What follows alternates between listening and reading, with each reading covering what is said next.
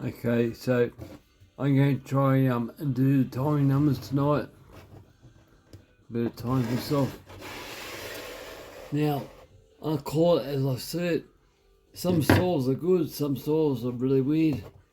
This store has already shown me some weird stuff from husqvarna, which I don't understand, but anyway, I pulled some of it apart already. So under these two little screws here, they just went a bit for the total photo. That comes off like normal. No problem at all. Now I have contacted other people on the net trying to work out what fits and what does not fit. Basically, I need one person to comment back to me. I want to know about the coil. Now, this is a limited coil, as far as I know, because it fastly carries on a certain rev and won't rev no more. So it has to be a limited one. So it's green. Now this is a coil out of a claim for a 272 husqvarna. Now I didn't know if this would fit, but one of the blokes goes, he commented to me and said they fit, but they don't fit straight easy. So not just a bolt on. Now the coil part itself looks the same, like it's an L shape. And spark plug lead looks about the same length too. So I should get away with that. I use the same kill switch, and coming from that, it's about here. I found it silly. I don't know why I do it. That goes on like that. You've got to pull your spark plug lead out of the motor. It's going to go through the plastic, and you got to feed it all through back like that. It's really weird going forward. It's just strange.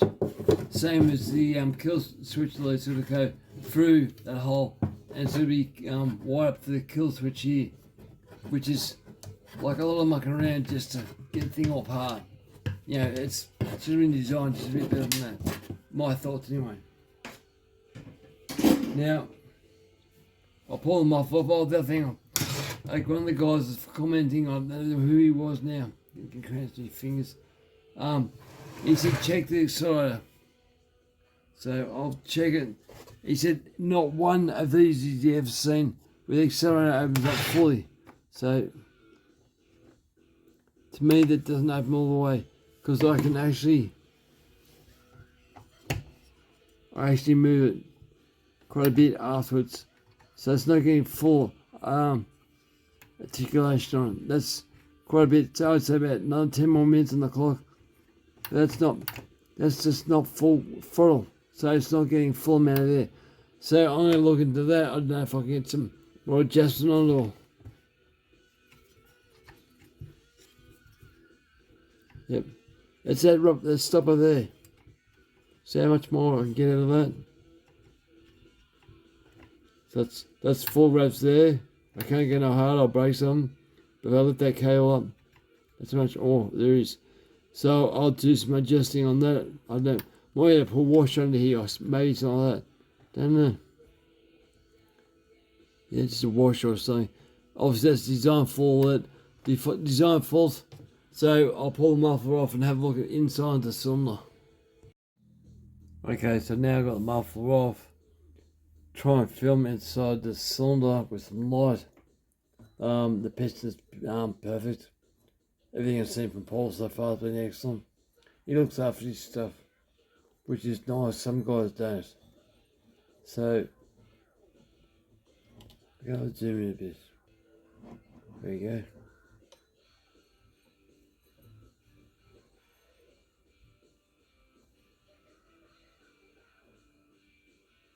Nothing out of the ordinary. That's a better view.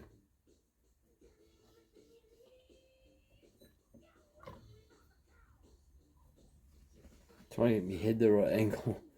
Get the torch in just right. So, go that way, maybe.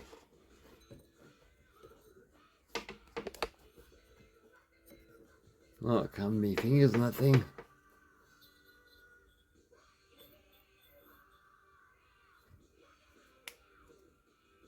huskies go downhill, so you can't really see them easily. How about again a torch? Always time for a torch.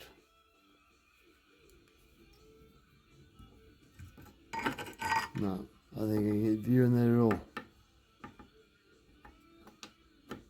But anyway, it looks pretty good, what I can see.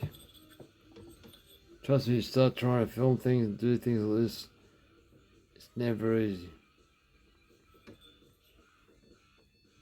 There's no scratching, nothing weird.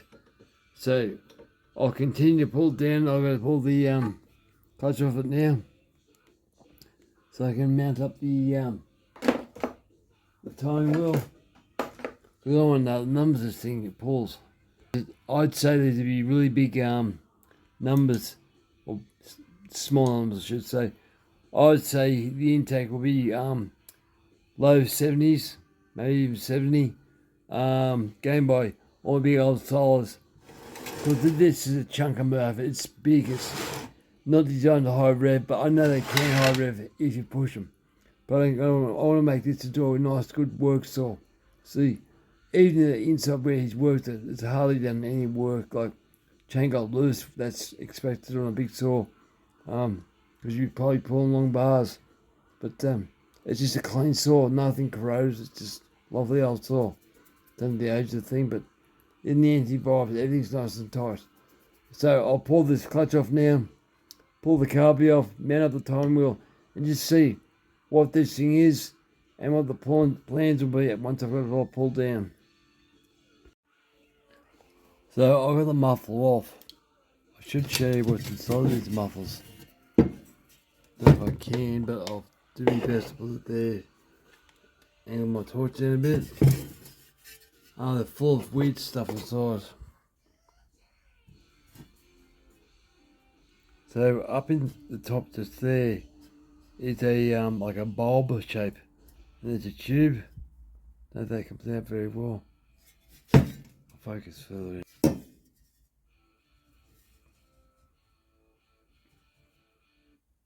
So there's a tube there. That tube goes all the way down to the bottom of the can. So basically, what I'm saying is, the tube goes from here, goes down and around to the floor. Gets caught in a square box, just about here. So the tube opens up to a bulb inside behind this flange. Yeah, for ball, you probably see it. It's a spark rest and that. But that would have to be slowing this thing down big time, big time. So Paul wanted the exhaust modified to, but I see that being a big hindrance to this thing. So I have to work out how much I can remove without burning things. But I'm going to modify that for sure, because that's really a like taking a few cylinders out of there, doing that. Alright, I'll keep moving on. Now, one of the reasons I love YouTube is I've looked for things over time, over the years, how things went together and how they didn't. Now this saw is such a nice saw to work on. I would say it's factory, nothing's been played with. So I thought of film. Just my own, I might forget what it was, just to know how these went together. It might be the same as the other one, but might be different, might not. So there's your clutch. The springs face the outside with the hex head. That's pretty normal. That's pretty normal. No washer behind. There's no, I thought there might be a washer here, but there's no washer. So what was he running?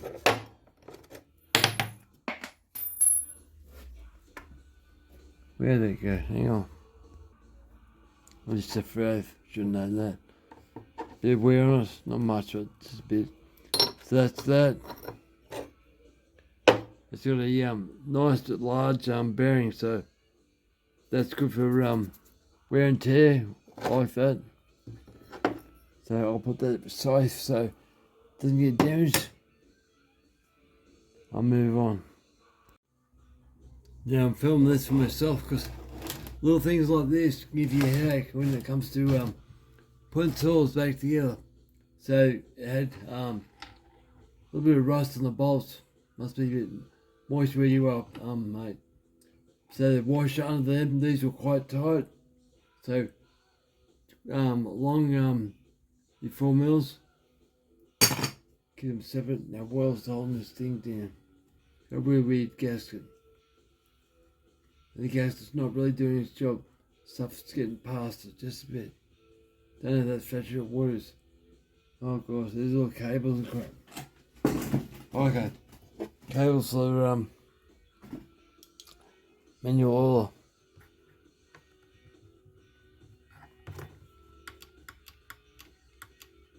Be careful of that. What else is holding this thing down?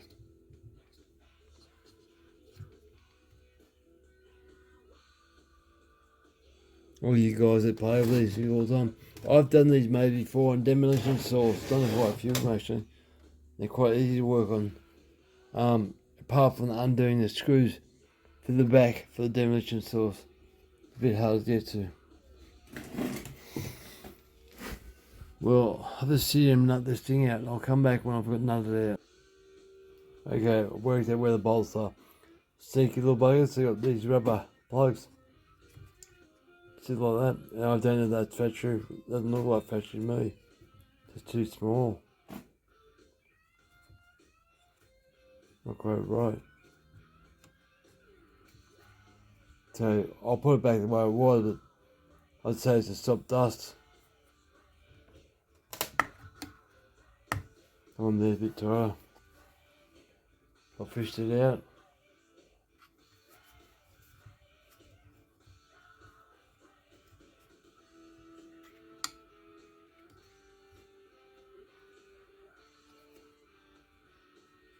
Yeah, doesn't look fresh to me. Good solution though, who do that. So I'll put them back where it was. But anyway, moving on. I'll tighten it now. So you can see the Loctite, the red stuff is Loctite. So they're designed not to fall apart or rattle, which I understand. I've been watching quite a few videos on these things. So I know what's going on more about them is that a lot of the bolts and leaves, they vibrate loose. And they do that because they're a big saw. Yeah. Put that over here.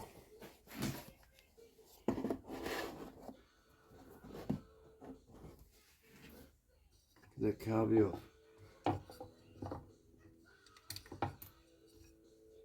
So, okay. All die cast on in, so why the thing's so heavy. Big carby. What size is that? Airflow for that choke flap. It's pretty big. It's a shame they don't have a high jet. One of the guys overseas starts to pay I don't know his Italian or what it is, but he drills for the main jet 1.2 mils. So I might do that, but I'll probably do it in 1.1 and see how it goes, because once you go too far you can't go back. Pull this chuck a little back out.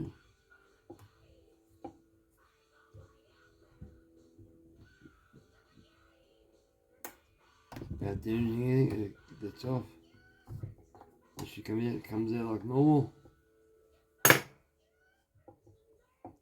You saw that cable, a weird setup. Oh, very similar. Alright. Very similar to a 372. The fuel off. It's stuck on good too.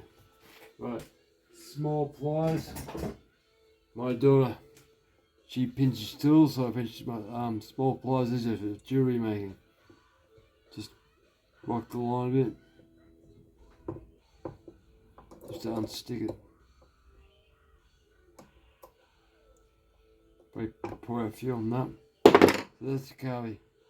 Look at the size of that big bertha. That's massive. So it was getting about, that's full revs, it was about there. So nowhere near full opening. So I probably get another 10% out of that. All to do, that little clip. Can you see that? A little clip just there. So if I put washer behind that, I'll get some more revs. Easy power game, just doing that. So, higher revs of the coil, open up the carb, more fuel, more air. That means more power. So, I can now see in the intake. So I'll put some of my tools away.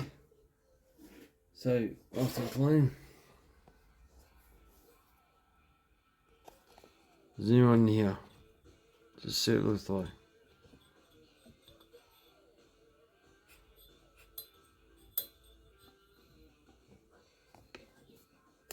Trying to hold this thing where everyone can see.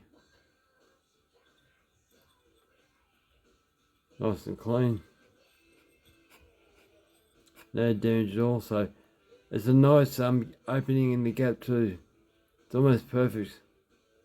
I like it when it goes bang, it starts opening. That's not quite bang, but I would expect that for a wash. I wouldn't expect anything else actually. Does it open all fully?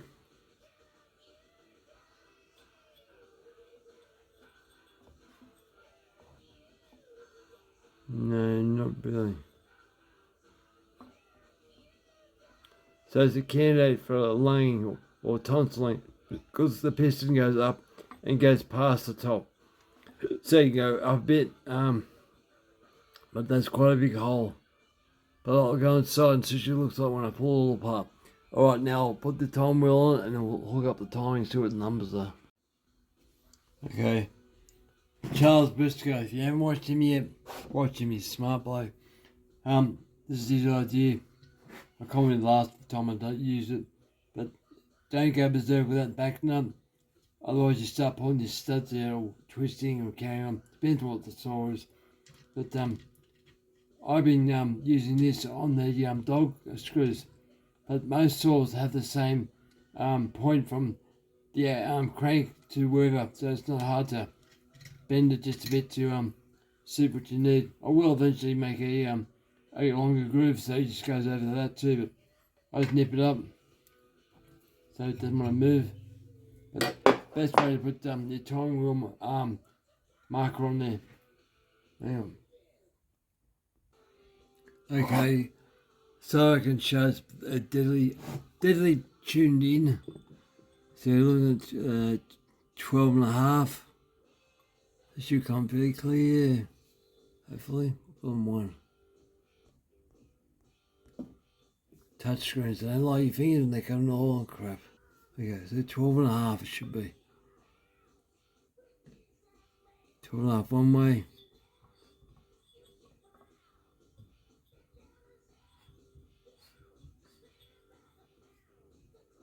12.5 the other way. So now that's set. Let's see what the intake is. Pull that piston stepper out. I use it for that, nothing else. So what have we got for intake? Just opening. I can write it all down. Turn that on. So I'm turning the motor in the direction the piston's going down. Piston's going back up. So we'll be opening about now, imagine, just back there. Just there. Okay, that's a low number. So 76, I would say. That's just emerging.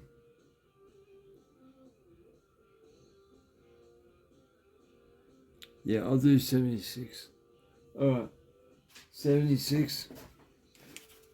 Let's write that down while I'm thinking about it.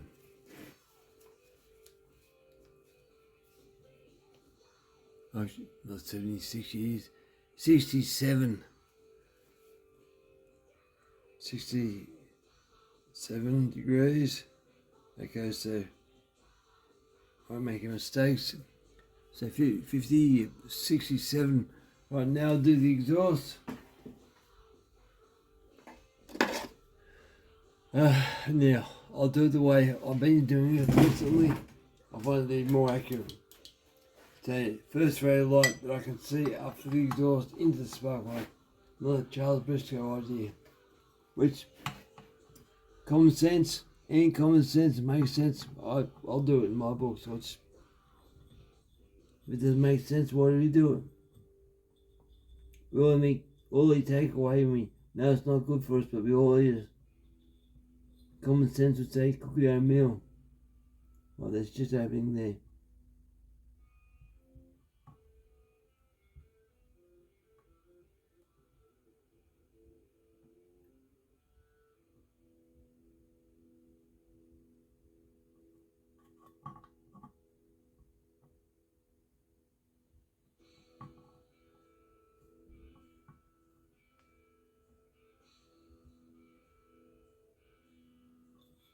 We got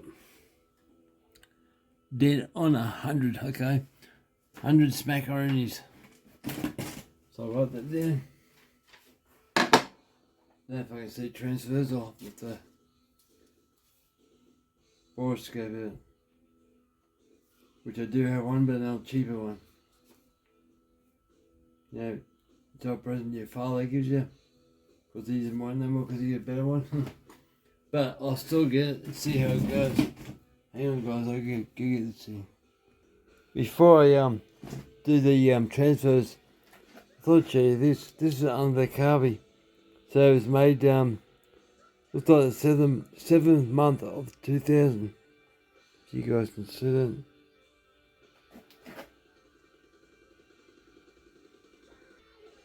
There you go. So that tag's under the carb itself. Interesting spot. Husqvarnas normally I thought had a tag down here somewhere. But no, different. There's only a sticker too. Anyway, I'll send my endoscope or boroscope or anyway. So this it looks like. My one's annoying because it's so easy to turn off accidentally. Never a good idea. So I go bottom of the centre first. So I know everything is.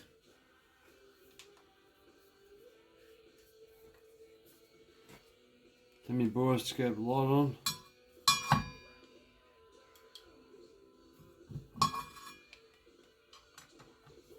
I want one where you got a small camera. This one's got the camera up here. It's not flexible. Makes it so hard to use. Can't bend around corners. So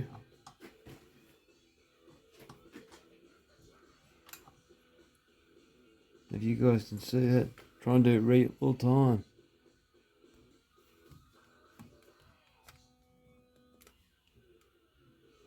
You see what I'm saying?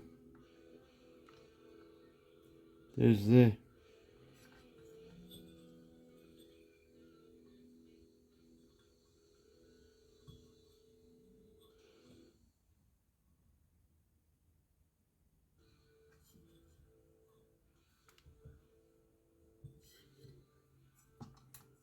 Go find that boy and there's there.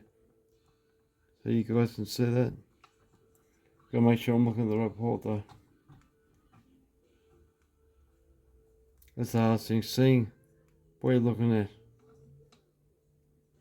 That's the exhaust. Hang on. I'll try and find it and then come back.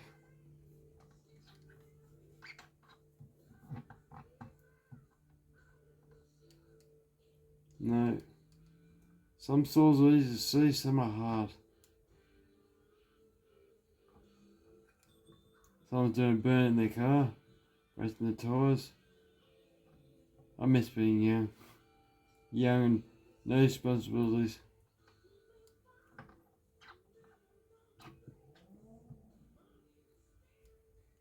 Maybe that's it there.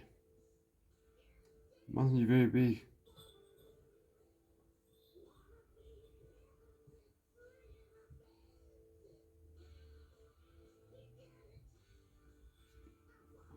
Yeah, so that's it. So I don't know if you guys can see that just there.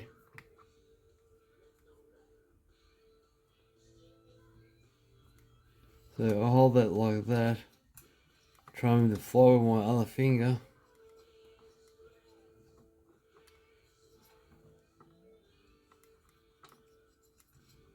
I think having 6 kids, one of them hanging in the shed and finding what's going on, wouldn't you? Oh, I gotta find that thing. Anyway, I'll set up here all night trying to do this.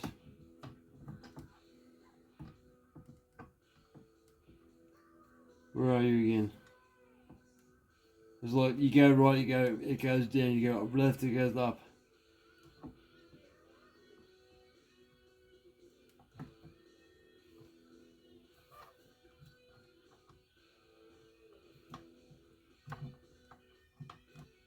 Come on. I'd see it before.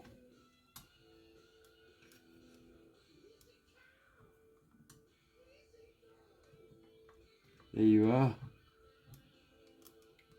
So I'll stay there. Can't show you guys because can't hold everything still.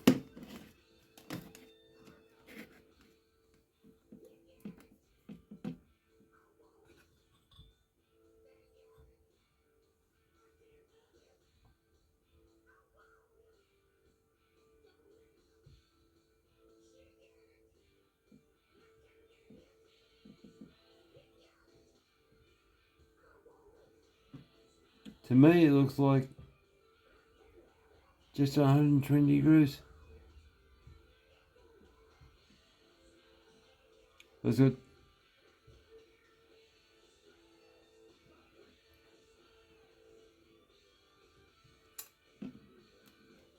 And you guys can see that if I angle it down. Maybe you can, maybe you can't, I don't know.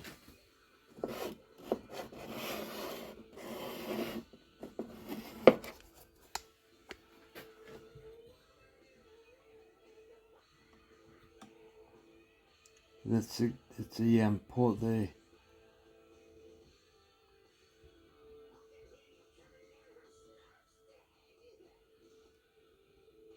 Looking at 120 degrees. Thereabouts, 118, 120.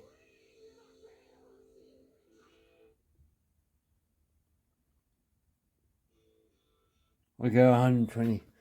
Be safe, but I will check it again with a ring and do it the old fashioned way, but yeah, interesting. So, we don't have much of a blowdown. Looks like 20 degrees blowdown, which is quite normal for these big stores. When you do a big ball husqvarna, it's 80 degrees, I think, by memory. So I'll write that down. Put a question mark because I will check it again because you never know how these things turn out towards the end of it all. 120 trans. I'll do a question mark so I can check it. So 100 degrees exhaust opens, 120 for transfers, that's 20 degrees blow down, 76 for the intake, that's really low. Squish, so I'll do a squish test. So I'll pause you there, because I'm so you know what this squish is. Alright, so this sole is quite thick, it's about 90 thou. So I'll feed that in, because I'm curious to know. I'm going to put a base gasket back on this. I've got brand new gaskets for it. New base gasket. So it's going to be a working saw, so I don't want nothing stupid going wrong with the thing. Where Paul lives, sort of in the middle of nowhere.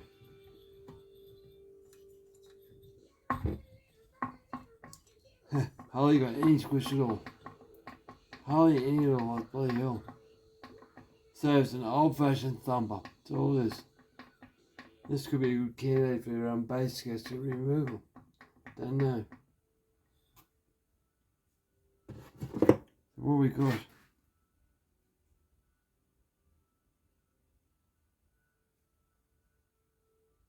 About 40,000.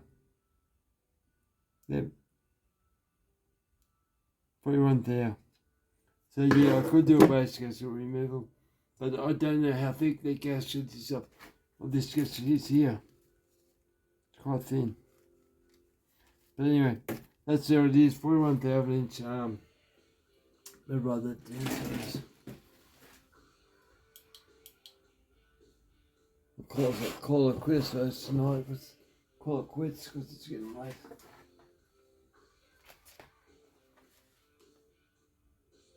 We want there.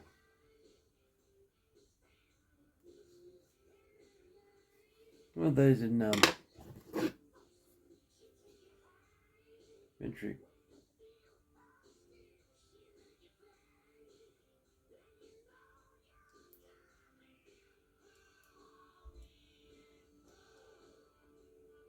It's a 10 over 1 mil. Alright. Okay, well that's a thing pulled down now. No, I'm looking at it's basically running on old solar. Well, I can work it out. I have to get my solar 635 going.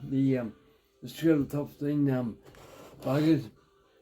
So the top cover can't go on, but I gave it a mild port job. By memory it went 68 degrees in the intake, I think it was.